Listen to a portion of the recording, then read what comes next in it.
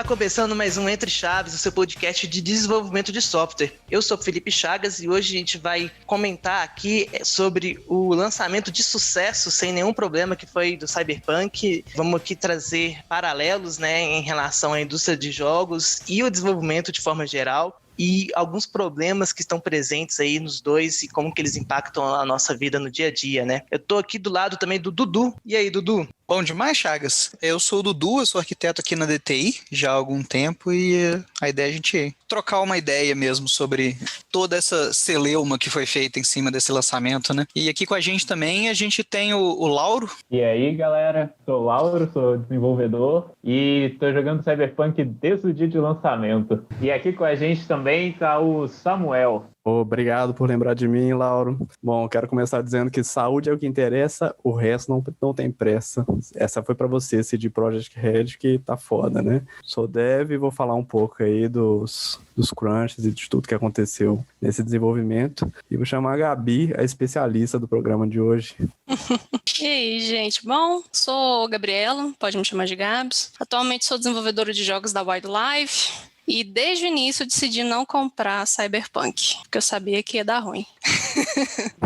Agora é o Luiz. Tudo bom, galera? Tranquilo? Eu comprei Cyberpunk, pedi reembolso e essa é a minha vida. Mas vamos falar um pouquinho sobre data quente, um pouquinho sobre como a gente trabalha isso em outros dinamismos do software, né? E como que a gente lida com isso no dia a dia. Isso mesmo, né? Então, como de praxe, vamos começar do início. Eu acho que é legal a gente dar um histórico aí para quem está escutando a gente e pode não estar sabendo o que rolou aí com o lançamento do Cyberpunk, né? Para quem não percebeu, foi bastante ironia quando eu disse que foi um lançamento de sucesso. Mas o Cyberpunk é um jogo desenvolvido pela CD Projekt Red, que é um estúdio da Polônia, uma das maiores empresas, inclusive, da Polônia, que está em desenvolvimento há vários anos, se eu não me engano, cerca de 6, 7 anos, desde que iniciaram os trabalhos de concepção e desenvolvimento de história, e foi adiado várias vezes, umas 3, 4 vezes, até que chegou o final do ano passado, o final de 2020, e ele foi lançado no início de dezembro, porém, eis que o jogo não estava pronto, muitos problemas de bug, ele estava injogável nos consoles da geração passada, né, PlayStation 4 e Xbox, mesmo em computadores muito parrudos, muitos problemas de crash e realmente de escopo faltando do jogo, né? E é importante falar que quando a gente fala assim, ele não funcionava na geração passada, parece que ele é um jogo da nova geração. Mas ele não é. Ele é um jogo de PlayStation 4. Ele não tem pro PlayStation 5. Assim, eles escolheram lançar pro PlayStation 4, né? Aí chega a questão assim, será que essa foi uma decisão sábia? Porque realmente ele tem, talvez já até adentrando nos grandes méritos, são méritos técnicos dele, e realmente esses consoles, principalmente o PlayStation base, né, PlayStation 4 base, será que eles são capazes de rodar o escopo deles, né? Mas ao mesmo tempo você vê que o trabalho que eles fizeram de porte do Witcher 3 pro Switch, tipo assim, o jogador entende que o jogo pode ser portado e ele vai perder algumas funcionalidades. Mas assim, estamos dando passos, colocando o boi aí à frente dos carros. Na verdade, isso é o certo, né? O carro na frente dos bois. O jogo repercutiu muito mal, até mesmo pela forma com que a própria empresa, né, anunciou. Eles entregaram para os jornalistas só a versão de computador, que era a menos bugada, digamos, e aí os reviews foram até reviews altos inicialmente, mas quando o jogo de fato lançou, gerou muito rebuliço, principalmente por parte do público, teve toda uma polêmica de reembolso, enfim, aqui até a gente não vai focar muito na história do Cyberpunk, porque senão a gente poderia gravar o episódio inteiro só contando toda a novela. As ações, né, da CD Projekt caíram, acho que tiveram prejuízo na ordem de milhões na primeira semana.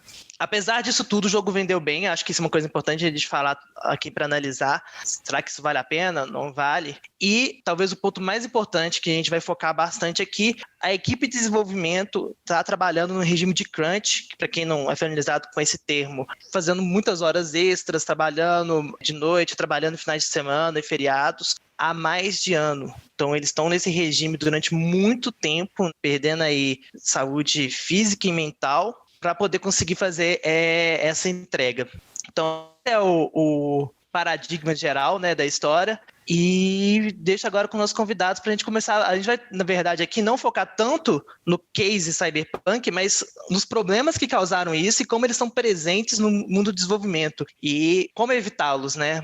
Fazer essa pergunta aí, dando já o escopo da nossa conversa de hoje. Eu acho que um dos principais problemas que causaram todo esse rebuliço aí é aquela velha discussão de tipo assim, tem data de entrega, a data de entrega tá aí, eu tenho que entregar o que quer que seja, mesmo que eu vá sacrificar a qualidade e tudo, por que não? Porque a gente definiu essa data e essa data tem que ser cumprida, né? Onde às vezes não foi feita uma análise em cima de se era possível chegar àquela data, dado todo aquele escopo, né, de querer abraçar o mundo, de querer achar que tudo é prioridade, né? Não foi possível dar atenção a nada, então tudo tinha que estar pronto naquela data, e é um erro que a gente vê isso acontecer não só na indústria de jogos, né, mas a todo momento na indústria de desenvolvimento, né, ainda tem aquela ideia de que eu tenho uma data a ser cumprida e tudo tem que estar pronto naquela data, né. E junto com isso, acho que tem até um agravante de que o time de desenvolvimento foi pego de surpresa. Estava lendo alguns relatos, sites de conteúdo de jogos, tudo, há depoimento que, na verdade, esse jogo era para ter saído, pelo menos a equipe de desenvolvimento estava esperando que saísse em 2022. Isso daria mais uns 2 anos de desenvolvimento para eles. Mas, aparentemente, decisões da liderança fizeram com que, dado que em 2020, novembro de 2020, a gente iria fazer a troca da próxima geração dos videogames, né, lançamento do PS5, eles queriam de todo jeito lançar o Cyberpunk para final de 2020. No Natal, né? Exatamente. E assustou muito a galera de desenvolvimento. E claramente a vida não ficou boa para eles, não. Eles anunciaram no início do ano passado de que o jogo estava pronto. Em janeiro do ano passado tem entrevista de diretores falando que o jogo estava pronto. Isso é uma das coisas, pelo que eu pesquisei, que mais magoou o time de desenvolvimento, porque quem estava no dia a dia sabia que estava longe de estar pronto. Pelo que o processo de refinamento de jogos. A parte que você vai lapidar o jogo é a última parte, né? O ano do desenvolvimento do jogo. Primeiro você faz rodar naquelas máquinas brutas que eles têm, depois eles vão olhar para o PlayStation fazer rodar, olhar para um PC mais fraco fazer rodar. Então, assim, o pessoal sabia, quando saiu esse anúncio, o pessoal sabia que não ia dar para lapidar mais direito, entendeu? Isso fica muito claro quando a gente vê as datas de release de patches de atualização do jogo, né? Muitos de otimização. Então, o jogo era injogável até determinado patch. Aí lançava um patch gigantesco que tornava o jogo jogável para um grupo de pessoas ali, né? Isso está muito presente. E outra coisa que vocês falaram que é muito interessante, que eu acho que tem que ser ressaltado, é que essas decisões, muitas delas, mesmo que a decisão de uma data, né, de lançamento, foi tomada pela equipe de negócio, assim, parece que o pessoal técnico foi nem envolvido com isso. Isso é reforçado quando a gente vê aí entrevistas e cartas abertas de desenvolvedores dizendo que eles recebiam notícias do desenvolvimento do jogo, tipo, de data, de lançamento, adiamento, quando eles liam a matéria no jornal, ou num blog, alguma coisa assim. O cara lia que o CEO falou e depois ele recebia um e-mail falando que aquilo tinha acontecido, sabe? Imagina, você trabalhando numa empresa e descobre de fora para dentro, né? Então... A CD Projekt até se defendeu disso, alegando que eles não podiam correr o risco da notícia vazar, porque impactaria no mercado de ações. Aí você vê novamente, né, que a preocupação colocar o lucro em primeiro lugar e não as pessoas e as pessoas desenvolvedoras que estão fazendo parte do projeto, né? Como que isso realmente é a raiz de vários problemas. Uma coisa que o Dudu colocou que eu acho muito interessante é essa questão do escopo fechado, né? Que a gente vê como que a parte de metodologia de desenvolvimento do sistema, ela é muito importante. Eu vejo muita gente falando que está trabalhando com agilismo, com desenvolvimento ágil, inclusive escutam o nosso podcast focado nisso, os agilistas, mas tem escopo fechado. Eu fico assim, mas então como que funciona isso, né? Porque são coisas que se contradizem, né? Já trabalhei assim, Chagas, eu posso te contar como é que é. A gente vai com o Scrum até um mês antes. Nesse último mês, a gente larga tudo que tem e vai até onde der, entendeu? Aí você levanta a mão e fala assim, você chega 9, você sai 11 e vamos onde vai, entendeu? Então, é assim que funciona. O último mês só que não é Scrum, o resto é Scrum, tá, cara? É o famoso, galera, vamos dar aquele último gás. Todo mês é o último gás, né? No caso, exatamente. De 4 em 4 meses você tá dando o último gás, né? O Cyberpunk foi um ano de gás, né? E o que me preocupa é que não foi um ano no gás. Esses caras continuam presos lá, tendo que desenvolver patches descontroladamente, porque o jogo ainda não roda bem. Eu tenho amigos que estão jogando e que o jogo do cara travou um bug que fica na tela, fica fazendo um efeito de... Tem uns hacks que acontecem no jogo, né? Fazendo um efeitozinho na tela e ele não consegue enxergar a tela mais, não consegue enxergar. Eu passei por esse bug. Você muda a visão, né? Você muda a visão e bota a visão de hack. Aí tem hora que não volta, aí tem que fechar o jogo e abrir de novo. Pra mim, resolveu fechar e abrir, né? No dele, ele abriu outro save, pra você ter ideia como é que tá a dimensão das coisas, assim. Isso é um outro problema, você não tem soluções universais para bugs, né? O Sky tinha bugs, mas isso era universal. E assim, normalmente quando a gente fala de desenvolvimento tradicional, uma forma de resolver isso é fazendo MVPs, né? Mas quando a gente fala de jogos, isso fica mais difícil, né? Então, fazer uma pergunta aqui para nossa especialista, Gabs. Como que você imagina aplicar a estratégia de MVP num cenário de videojogos? Cara, MVP é muito presente. A gente, antes de qualquer desenvolvimento de jogo, a gente precisa saber se aquele jogo vai ser divertido, se ele tem um propósito de divertimento. Então, pelo que eu vejo que é muito difundido, é criar exatamente. Tipo assim, eu tenho uma ideia de jogo, a empresa investe nessa ideia e o primeiro lugar que é testado é dentro. Então, assim, tem N protótipos de diversos jogos dentro dessas próprias empresas de jogos, que é o jogo, obviamente, no seu estado mais inacabado, só o gameplay focado ali para você testar se ele é divertido ou não. Isso é amplamente utilizado. Eu acredito que a CD Projekt, dado o projeto, já deve ter desenvolvido esses protótipos, porque a questão é se não correu com os bois na frente do carro. Então, assim, de novo, a parte desde a concepção do protótipo até a polish do jogo é muito tempo, principalmente com o tamanho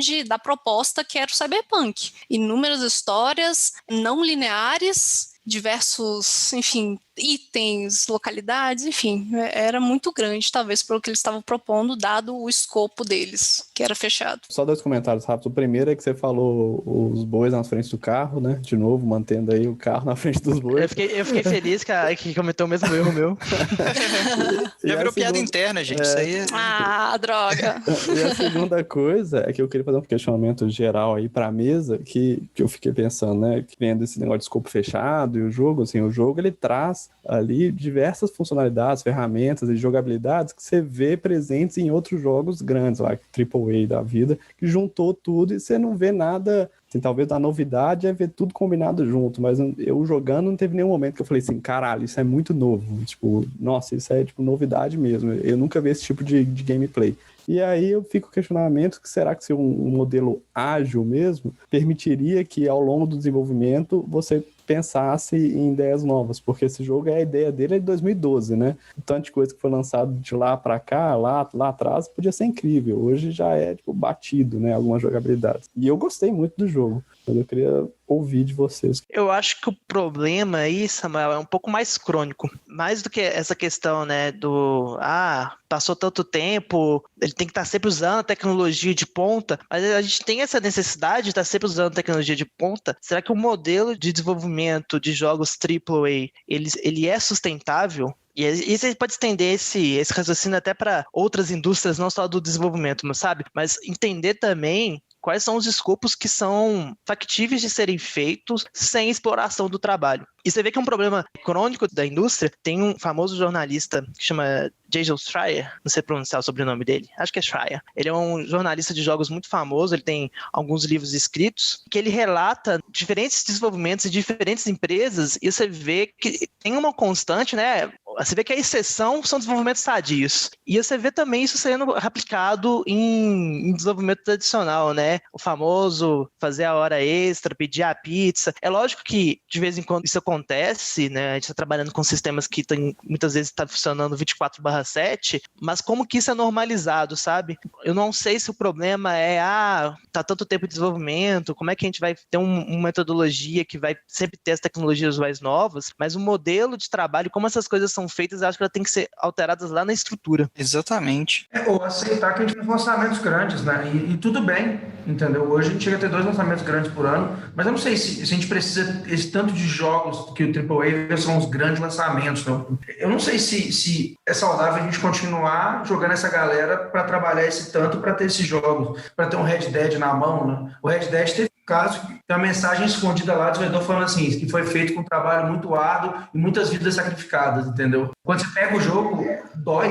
O que eu acho é que, tipo assim, o problema não é, vou lançar 2 jogos por ano usando esse tipo de desenvolvimento. É, cara, como que eu vou adaptar a minha metodologia para continuar lançando 2 jogos por ano sem realmente sacrificar, como é que você falou da mensagem lá, sem sacrificar pessoas, né? Tipo, conseguir levar isso aí dentro da levada do AAA. Eu acho que, tipo assim, esses grandes jogões, o pessoal em algum momento vai perceber que isso não é saudável, de que isso não dá, e provavelmente o caso do Cyberpunk é algo que vai repercutir, eu acho, na indústria, sabe? Porque à medida que isso vai ganhando força, esse tipo de questionamento e de entendimento, poxa, a desenvolvedora, a CD Projekt Red, perdeu muita grana, por mais que o jogo tenha vendido em si, igual eles falaram, a bolsa, que no final das contas é o que importa, ela puniu bastante a empresa. Se eles forem espertos, o que eu acho que eles são, senão os caras não teriam essa grana toda, eles vão tentar se adaptar a isso pro futuro, sabe? É o que a gente vê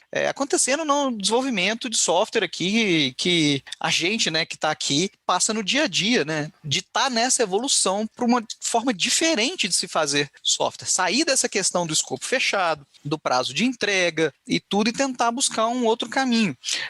A gente tá nessa vertente já há muito tempo, mas a gente sabe que isso ainda não é 100% das vezes no mercado. O mercado, em alguns momentos, ainda tem empresas que procuram o caminho do cascata, do definir o que quer fazer e uma data, né? Então, acho que até o próprio desenvolvimento de jogos, ele tem se adaptado nisso. Tem muitas empresas que tentam procurar empregar essas metodologias novas que podem ajudar a diminuir esse tipo de coisa, de crunch e tudo. E já tem exemplos, assim, tipo assim, essa questão, infelizmente, de fazer crunch e tudo é muito comum na área dessas grandes produtoras de jogos, e isso não é de hoje com o Cyberpunk, né? Tipo, a gente falou de 2 a 3 anos para cá.